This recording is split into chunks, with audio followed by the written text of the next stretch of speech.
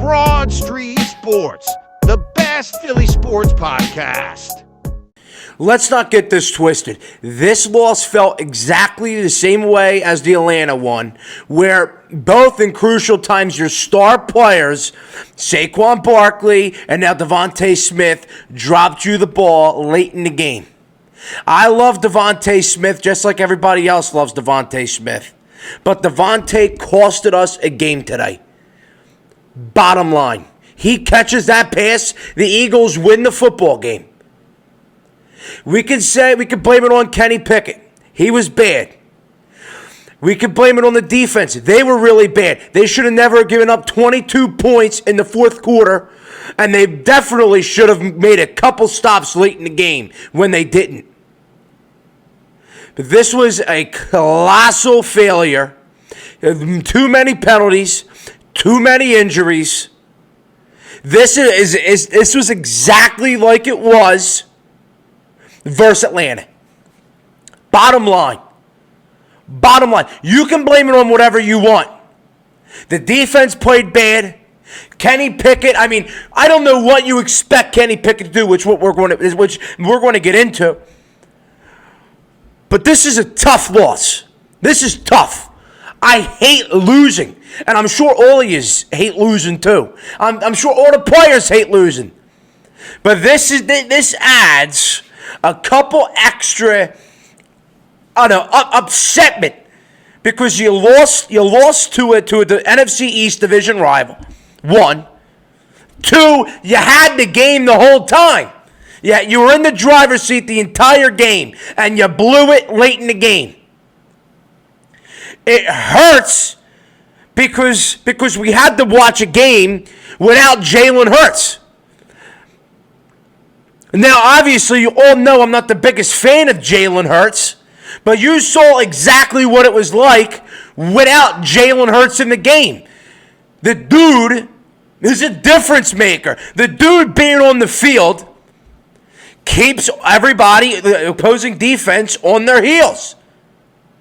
This was a colossal loss. This was a devastating loss.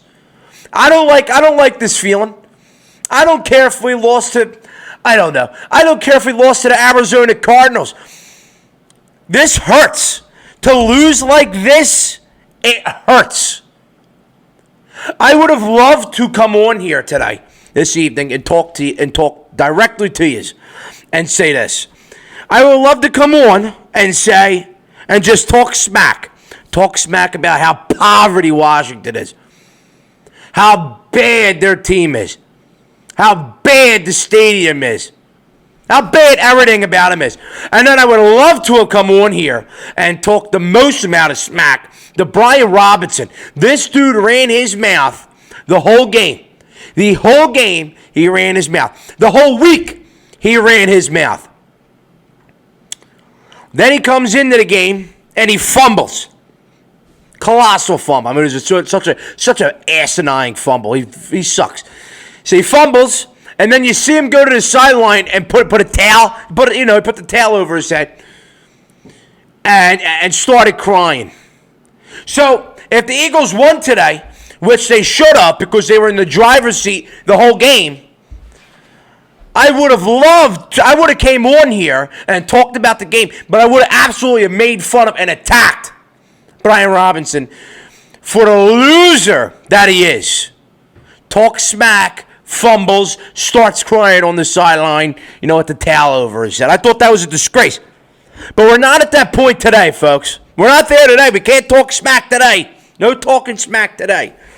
You have to learn from your mistakes that this team made today because they made mistakes. So it's okay to say that they made mistakes. The first time since week 4 where they've made real bad mistakes. Really bad mistakes that costed them the game. I think a lot of people are upset that we lost this game because of the fact that we had a chance for the number 1 seed.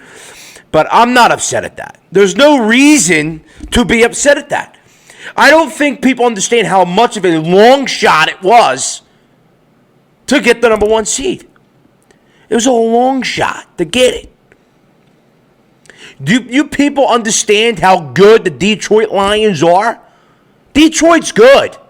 Detroit just, destroyed Chicago. So it was a long shot. Obviously, you want to win the game so that you can keep going. You can keep going and hopefully get that number 1 seed, which you wanted, but you probably weren't going to get. That's what you wanted. You had to keep winning. And tonight, you unfortunately didn't do it. The shit happens. Shit happens. So what I'm not going to do, and what a lot of you think I'm going to do or want to do, is overreact. There is no overreacting from me today. No problem from me. I'm upset that we lost, of course. But this is not the end of the world. We are exactly where we were going to be, whether we won this game or not. We're now 12-3. We could have been 13-2 or 12-3. Basically the same spot. We're going to now listen.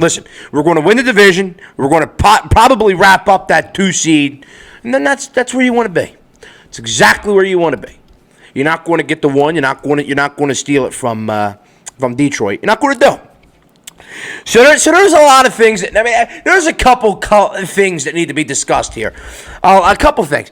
It's nothing major. It's bad. It's bad, but it's not totally really anything major because it's not totally bad. It's not totally bad tonight. Not totally bad. So So let's directly get into this one. I'm not sure. Look. We want to talk about Kenny Pickett here because everybody wants to attack Kenny. As much as I want to attack Kenny too, because he was bad. He was bad. But we saw exactly why he's not the Pittsburgh Steelers starting quarterback anymore. We saw it firsthand, folks. The guy's not very good. He's backup material, but he's not very good. Okay, so here's what I want to say here, because it's not. I don't understand all the hate that he's getting. I really don't understand all the hate that he's getting. Yeah, so everybody wants to attack Kenny Pickett, but here's really what I want to say. I'm not sure what you want Kenny Pickett to do. The guy came in for Jalen Hurts. And an NFC, look, I'm not sure what everybody wants Kenny Pickett to do in that scenario. Obviously, he played bad, but he came in an NFC East rivalry in a crucial game for Jalen Hurts, and he threw for 143 yards and 1 touchdown pass. Now, he didn't play great, but I'm not sure what you expect out of a backup quarterback to do in that scenario. He's not expecting to go in. He's not expecting to play in that ball game, especially when you're up by 14 points. Not expecting to go in. So I'm not sure what everybody expects out of Kenny Pickett. He did what he had to do. Now, it wasn't pretty. It wasn't great. But he had you to lead. He had you to lead the entire game until the defense gave up 22 points in the 4th quarter. And Devontae Smith dropped a crucial ball, and so did Saquon Barkley. So we can talk whatever we want about Kenny Pickett because he sucked. But let's talk about the passes that he did make that were crucial and the passes that he made that should have been caught by a star receiver and a star running back who's also a good receiver. There's a lot that go into this, and I understand that we want to that would just automatically want to attack Kenny Pickett, which is the easy thing to do, folks. It's the easy thing to do, but we can't do it. We can't do it. He played bad. We admit to it. He's a backup quarterback. He's not a starting quarterback. We saw firsthand that he's just not a starting quarterback. It is what it is. Here's what I will say. He threw the ball in the harm's way a bunch of times. But the one read where he did throw the pick, the one read was just pitiful. A.J. Brown was running the slant route, and he threw it in the triple coverage, and it got picked. No shit, it's going to get picked. You're throwing it in triple coverage on a slant to A.J. Brown. Of course it's going to. Come on, give me a break. That was bad. It was bad.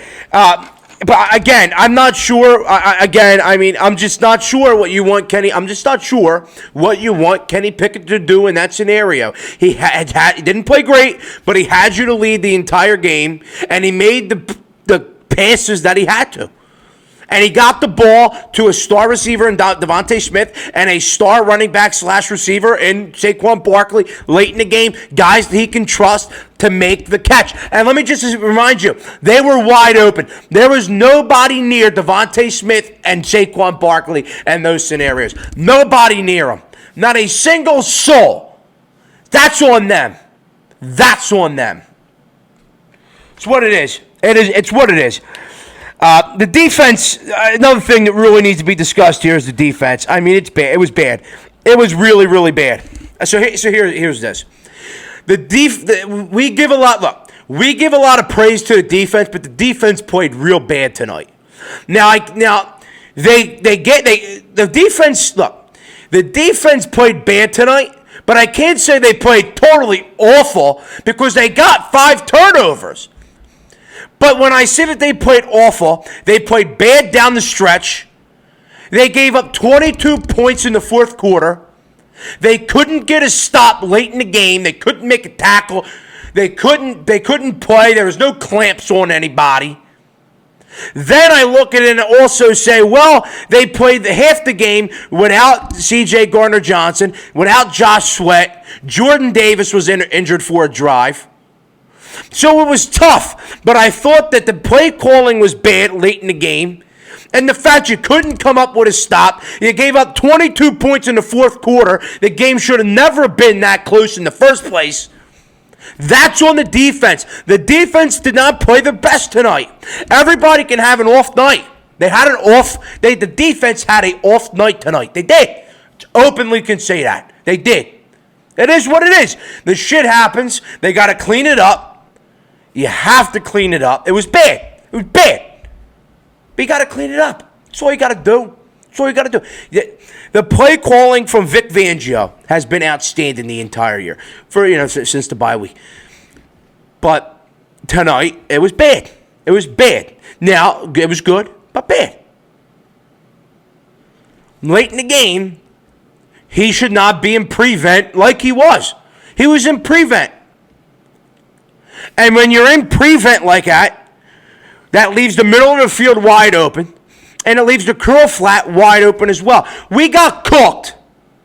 We got cooked by Zacchaeus multiple times tonight, and especially when he ran that play when Darius Slay was running off the field. So he was running off the field.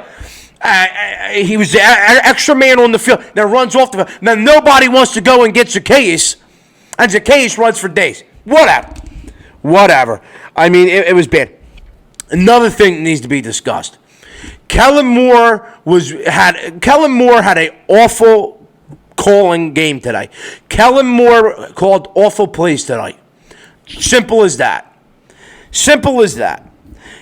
Kellen Moore called awful plays tonight. Now, obviously, it's very difficult to have the same game plan as you do with Jalen Hurts and then with Kenny Pickett. But I don't know how you didn't realize that you have to pound the run with Saquon Barkley. We wanted to pass the ball with our backup quarterback, Kenny Pickett, more than we wanted to run the ball with Saquon Barkley, who's a potential MVP. That's what I mean by Kellen Moore having an awful game plan, awful play calling. On first and second down, you should absolutely be pounding the run with Saquon Barkley. And the fact that you weren't doing it and you were trying to throw the ball in 20-degree weather with a backup quarterback, that's a total disgrace and bad coaching on Kellen Moore's behalf. Totally bad. And it cost the team. Now, it didn't totally cost the team. But it was bad. It was bad, folks. It was bad. It was bad. Now continuing to stay on the offensive side of the football here. You saw firsthand what it was like without Jalen Hurts on the field for this offense. Now, obviously, I'm not the biggest fan of Jalen Hurts, but it was very wild and eye-opening to see what this offense looks like without Jalen Hurts. Without Jalen Hurts on the field, you can't really do much. Jalen Hurts brings a type of when he's on the field, he keeps the defense on their toes. Because you don't know if Jalen Hurts is going to run the ball himself. You don't know if he's going to hand the ball off to Saquon Barkley. You don't know if he can pass. You don't know what he's going to do. So you saw firsthand how disastrous and hard it was to move the ball downfield without Jalen Hurts. So as much as I don't like Jalen Hurts, I'm going to give credit where credit is due. Absolutely. Without a doubt. The last thing that really, really needs to be discussed here is the penalties. The penalties were bad. They were bad. The main game changer of tonight was the penalties. The Eagles could not catch a break from penalties at all. You had a bunch of penalties on special teams, a bunch of defensive penalties, defensive holding, pass interference. You had the C.J. Gardner-Johnson unsportsmanlike conduct flags. You had offensive holding. I mean, it was just ridiculous. It was absolutely ridiculous with the penalties. And now a lot of them were bullshit penalties and should have never been called.